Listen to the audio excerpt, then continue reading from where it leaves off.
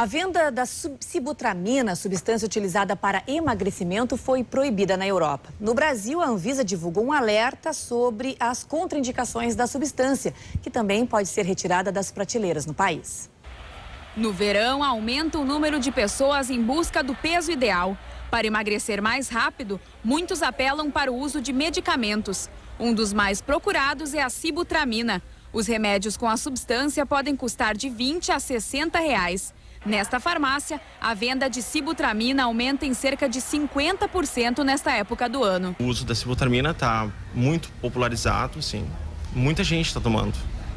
E às vezes a pessoa não precisa, né? Além de controlar o apetite, a sibutramina também pode aumentar em até 16% o risco de infarto, derrame e parada cardíaca. A descoberta surgiu em um estudo concluído no ano passado e pode fazer com que a venda dos remédios que contêm a substância seja mais controlada ou até mesmo proibida. Segundo a doutora Aline Schwarowski, proibir a sibutramina não é a melhor solução. Médicos e pacientes deveriam dar mais atenção às contraindicações da substância. A princípio, a sibutramina tem as mesmas contraindicações de um antidepressivo, né? Porque ela mexe com serotonina e principalmente pessoas que já tenham problemas cardiovasculares com essa nova resolução do Comitê Europeu, a gente vai ter que ficar de olho.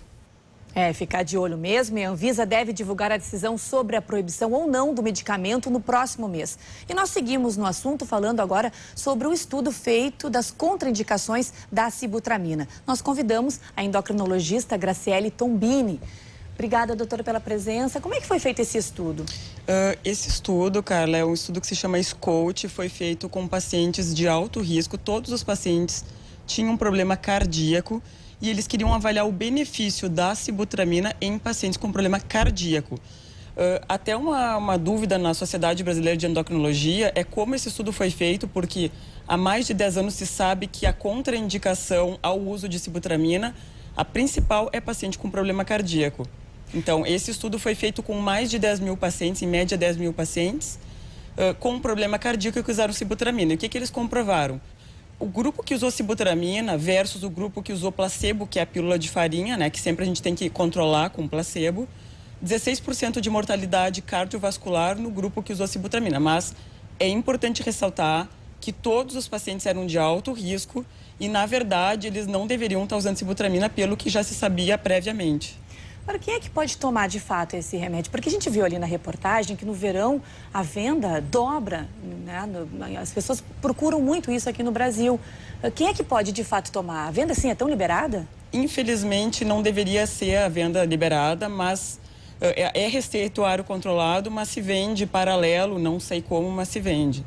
A sibutramina é indicada para pacientes obesos, principalmente com obesidade acima de 30, o IMC, que é o peso dividido pela altura ao quadrado, ou pacientes com sobrepeso que têm algum fator de risco, que agora, com esse estudo, a gente vai ter que avaliar, porque um dos fatores de risco era o diabetes, e hoje em dia a gente sabe que diabético tem mais chance de infartar, então isso vai ser um critério aí que está por sair, que a gente vai ter que ter mais cuidado também.